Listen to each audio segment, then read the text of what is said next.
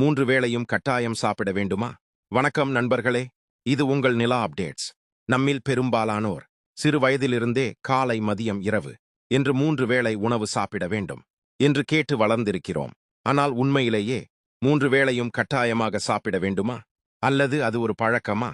இந்த கேள்விக்கான பதிலை அறிவியல் அடிப்படையில் பார்க்கலாம். முதலில் ஒரு முக்கியமான விஷயத்தை புரிந்து கொள்ள வேண்டும். மனித உடலுக்கு தேவையானது குறிப்பிட்ட எண்ணிக்கையிலான உணவு வேளைகள் அல்ல, தேவையான அளவு ஊட்டச்சத்துகளும் கலோரிகளும் தான். அதாவது ஒருவர் 3 வேளை சாப்பிடலாம், மற்றொருவர் 2 வேளை சாப்பிடலாம், இன்னொருவர் சிறிய அளவில் 4 அல்லது 5 முறை சாப்பிடலாம். முக்கியமானது உடலுக்கு தேவையான சத்துக்கள் கிடைக்கிறதா என்பதுதான்.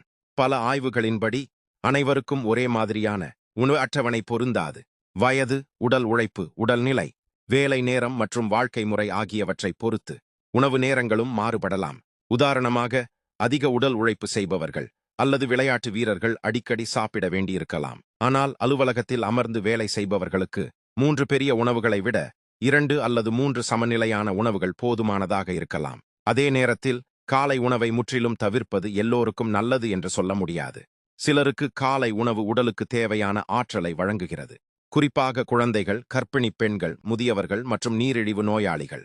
மருத்துவரின் ஆலோசனைப்படி உணவு முறையை பின்பற்ற வேண்டும். இப்போதே ஒரு முக்கியமான கேள்வி: பசி இல்லாத போதும் நேரம் வந்துவிட்டது என்பதற்காக சாப்பிட வேண்டுமா? பொதுவாக உடல் பசியை காட்டும் சிக்னல்களை கவனிப்பது நல்லது. பசி இல்லாமல் தொடர்ந்து சாப்பிடுவது தேவையற்ற கலோரிகளை சேர்க்கலாம். அதேபோல் அதிக நேரம் பசியை அடக்குவதும் சிலருக்கு உடல்நல பிரச்சினைகளை ஏற்படுத்தலாம். எனவே 3 வேளையும் கட்டாயம் சாப்பிட வேண்டும் என்ற விதி அனைவருக்கும் பொருந்தாது. உங்கள் உறுதியை புரிந்து கொண்டு சத்தான உணவுகளை சரியான அளவில் எடுத்துக்கொள்வதே முக்கியம். முடிவாக சொல்ல வேண்டுமென்றால், எத்தனை வேளை சாப்பிடுகிறோம் என்பதைக் காட்டிலும் என்ன சாப்பிடுகிறோம் மற்றும் எவ்வளவு சாப்பிடுகிறோம் என்பதுதான் உடல் நலத்திற்கு மிகவும் முக்கியமானது. இந்த தகவல் பயனுள்ளதாக இருந்தால் வீடியோவை லைக் செய்யுங்கள். உங்கள் கருத்துக்களை கமெண்டில் பதிவு செய்யுங்கள்.